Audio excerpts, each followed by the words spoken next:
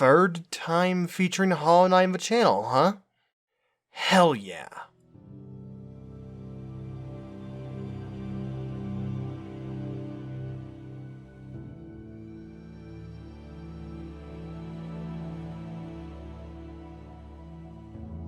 Welcome back to Royal Autopsy, my friends. A series where I take a moment to rave and rant about games I have played, whether they be recent or old. After the exhaustive marathon that was the Genshin video, I felt the need to make my next one not be something that would be that prolonged.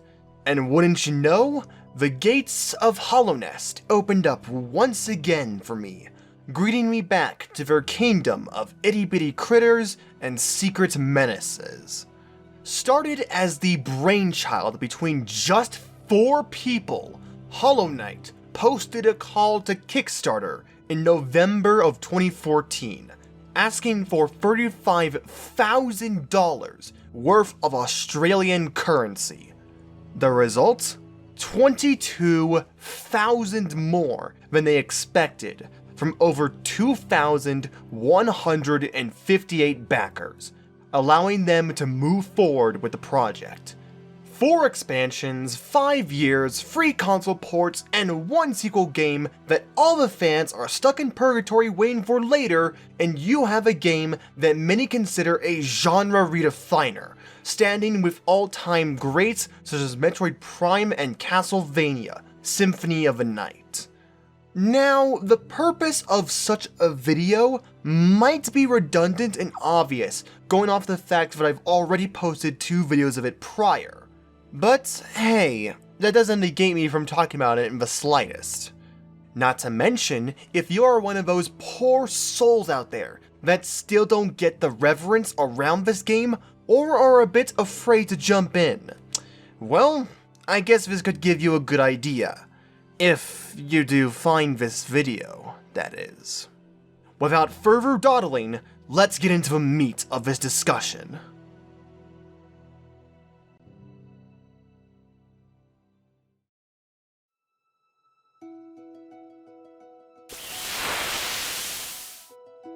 When one views anything related to the game, the first thing that might pop into their head is just how distinct it is. Character sprites, effects, animation, level design, backgrounds, the whole 9 yards. For indeed, it was forged by the passion of a god! It cannot be understated just how impressive Ari Gibson's creations are, imbuing life, personality, and style into everything before you. Moss Chargers and their bashful nature, the Grubs with their joy and happiness, Coral with his comfortable, friendly Sunbro-esque demeanor, Corpse Crawlers with their "Oh Jesus Christ!" The list goes on. It is a monument to Ari's quality when Hollow Knight has some of the most recognizable characters and bosses in indie, Metroidvania, perhaps even last decade history.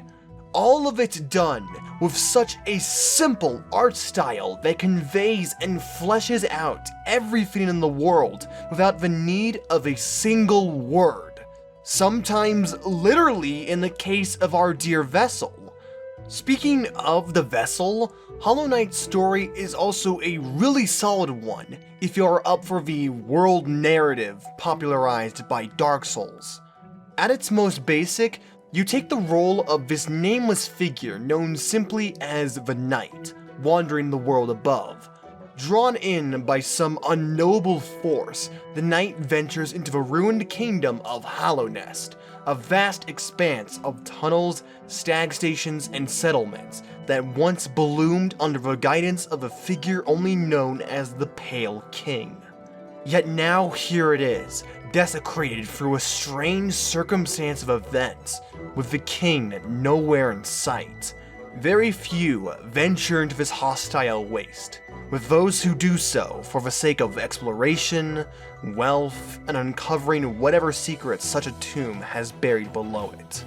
What is your reason for being here? Well, that is one for you to both figure out and infer through the roads you walk, battles you wade through, and sights you behold.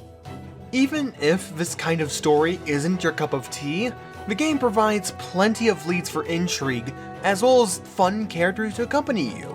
And while we are at it, the game features an all-star cast of extremely likable, quotable, and interesting characters to get to know, many of which even have their own quest lines that can change depending on your actions throughout, such as that of Zotes, Bretta, Cloth, and, to a lesser extent, the Grim Troop. I tell you what, nothing cracked me up more than hearing out all 57 of Zote's precepts, relieved me more than hearing Cornifer's humming, and knowing that I could finally get a map of the area, and comforted me more than the company of a pal finding his way through the world. It is kind of amazing just how much I enjoy the presence of these characters, considering how short they can be on screen for.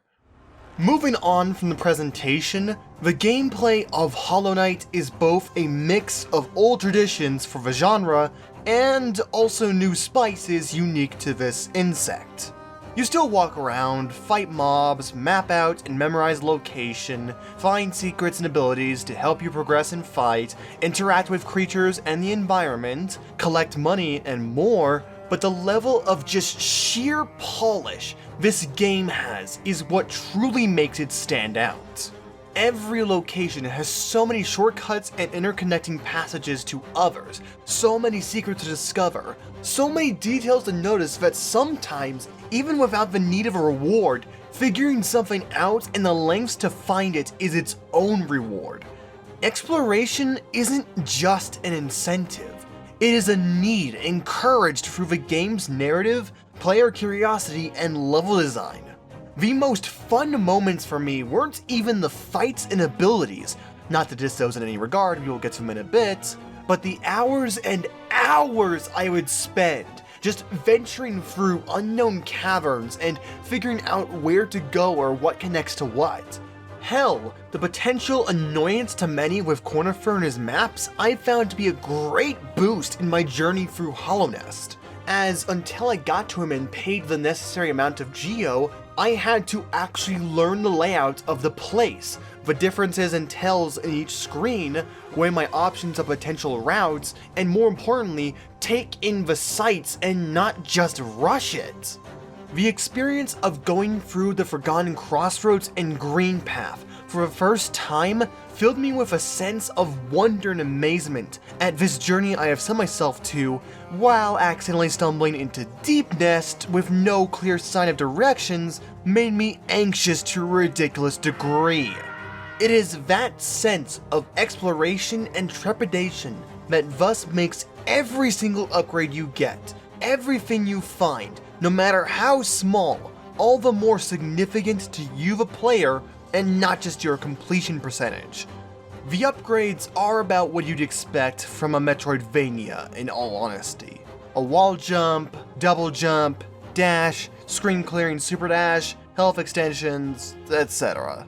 But then there are extensions such as that of the soul fragments, expanding the amount of soul you can hold at any one moment. Soul is this game's unique energy and healing system, you see. Located in the top left of your screen is an orb next to your life, which, while empty at first, gradually fills up with soul as you damage enemies. Soul can then be expended by using your designated focus button, ruining you to the ground and leaving you vulnerable, but restoring a mask of lost health if successful, or alternatively, cast off in the form of powerful spells, giving you more options to hurt your enemies and even provide you with some more tactics. This one system, along with the unique charm mechanic allowing you to build the knight as you wish with the right charms and space, expands upon the simple combat tremendously, transforming what might be a very basic dodge and poke game at the start into a mad, frantic dance, especially in the endgame content, utilizing all of your abilities correctly to gain the upper hand and weighing in on the various resources that you have. Hell, Some bosses, such as the infamous Nightmare King Grimm, take these systems to the next level by layering on top of all of that the need to memorize their patterns and quick response times to even use those tools correctly. If I have to make a dumb analogy to anything, Hollow Knight's systems are very much like that of the common sandwich you make or find yourself, composed of nothing more than a base and top of simple bread that doesn't look all that satisfactory, but within has all those delicious toppings of lettuce, tomatoes, meat, and more that complete the meal. It is all so perfectly balanced and just flows so damn smoothly into the game with next to no flaws that I can think of. In the moments where you are down to the wire on the last bits of your health, no soul in your stockpile, are the most clutch battles in the game, knowing that the difference between you surviving and getting some health back via focus and going back to the last checkpoint lie in just one attack. Speaking of battles, the bosses in this game are all generally extremely solid, with some being amazing, and a very select few having the honor of being my favorite bosses in recent memory. The Sisters of Battle, Nightmare King Grimm, and especially the motherfucking Pure Vessel epitomizes this game's combat and flow at its very peak, with every death and hit feeling like a fault of none but your own. I think it says a lot when I can no-hit the likes of Pure and Nightmare and come out of the experience with a smile on my face, even with all the attempts it may have taken me. Certainly helps that when you get to the Godmaster DLC, you can just simply fight every single boss you've already fought and on 3 varying difficulties, all without creating a new save. Thank fuck.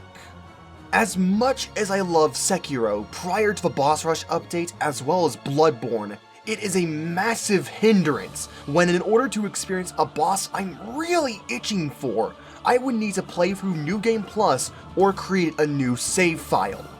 And because I didn't know where to put this exactly, I want to briefly talk about the game's difficulty, seeing how I just mentioned the bosses.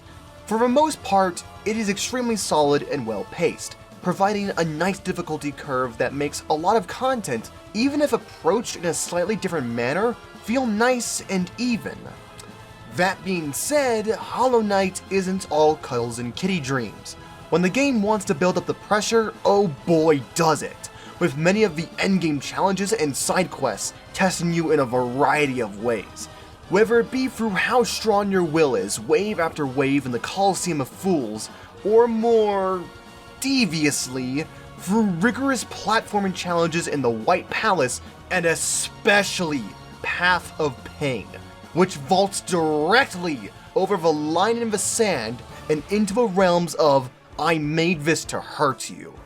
I want to make it clear, however, to anyone watching that I don't think this should discourage you in the slightest, because even at its most ball-busting and seemingly dickish, the game holds permanent, 100% control of the experience in your hand, mandating it up to just you and your skills at the game to traverse through the brilliantly crafted level design and bosses. Did I suffer for about 3 hours of the Path of Pain? Oh, absolutely.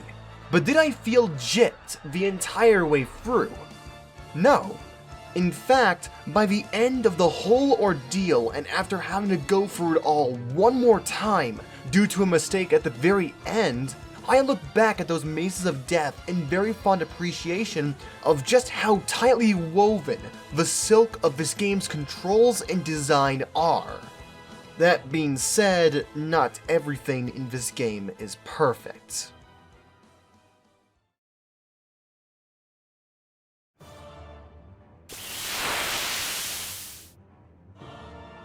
As painful as it was for me to speak that statement, it is the unfortunate truth of our world. Nothing is perfect, no matter how we might like it. So, while I could continue going on ravings about how orgasmic this journey was, I think that would be doing a disservice to the product. So, let's go ahead and comment about some of the stupefying lows of this lovemaking. While Hollow Knight has an overall fantastic difficulty curve and progression. That doesn't mean it hasn't a few spikes in the road that can ruin your experience in the moment. Case in point, the Pantheon of Hollownest and Absolute Radiance. If Path of Pain was the leap into I made this to hurt you, then the 5th Pantheon is the planetary leap into the realms of fuck you. 42 bosses in one gauntlet, one run to complete, with all of them made harder with their Ascension arenas, some just outright being new, tougher versions, including every single one of the previous Pantheon final bosses on top of the dick atomizer that is Absolute Radiance. Now granted, the game does give you break rooms to heal up, calm yourself, and change out charms. Hell, the entirety of the Hall of Gods to practice bosses at, even Absolute Radiance, once you've reached her at least once. But it cannot be understated just how much all of that can mean nothing in the midst of a full-on run. At any moment, any point in the run, a mistake of yours from one boss can just domino into a snowball effect, killing your run right there and then at its most merciful, or making certain opponents, especially if they are right after, impossible to take down. Oh, and some of these boss orders are just outright dickish. The final 7 of the entire run consist of Soul Tyrant, Ascended Markov, Grey Prince Zote, Failed Champion, and then the Free Kings themselves, Nightmare, Pure, and Absolute, with a bench before the final 2, all of which sharing the common trait of double damage from every hit. I cannot describe in words the absolute disappointment that is dying at the very end to the likes of fucking Markov, or God forbid, Nightmare Grim, especially when you know that boss like the back of your hands. Thinking of circumventing all of it by just simply beating Absolute in the Hall of Gods? Ha! You make the game laugh. Doing so has you taunted about the unlikelihood of defeating her at the very top of the Pantheon and never unlocking those final endings. While on the topic of bosses, there are 2 other blemishes on the quality that need to be brought up, those being Fluke Marm and Ascended Markov. Fluke Marm as a testament to poor balancing through its one-no mentality of, can kill my spawn in one hit? You win. Can't do that? You die. And Ascended Markov as the legitimate worst boss in the entire game and destroyer of Pantheon 5 runs through the absolutely obnoxious removal of the damn floor, paired with an enemy that has no limitations on where he can go, constantly throws projectiles at you, all on top of ridiculously small openings to punish due to the shield constantly rotating around him. Oh wait, did I mean 1 shield? I mean 2 when he's near death, plus an accelerated firing rate. These free challenges are without a doubt the greatest blemishes the game has to offer. Not because of how hard they are, again, look at how much I like Path of Pain, but because of how they either grossly simplify the control into what might as well be 2 if-then variables in the case of Fluke Marm, and a lack of player control with Ascended Markov in Pantheon 5, leaving it in the grasps of situations that oftentimes you just can't do shit about. Whether it be the random as fuck flight patterns of Markov of when you can hit him, or just the overall snowball effect the Pantheon has. And that's about it, honestly. Might seem anticlimactic considering just how much I was getting into it with those free things, but they are as big an issue I can bring up to give meat to this section. Oh sure, I have other not so nice words to say to other sections. Fuck you, Flower Side Quest! Eat a dick, Primal Aspids! And off, Fog Canyons, with your damn jellyfish! But at that point, it would just be nitpicking for the sake of video length. I've had my fill with this meal, and now it is time to pay the bill.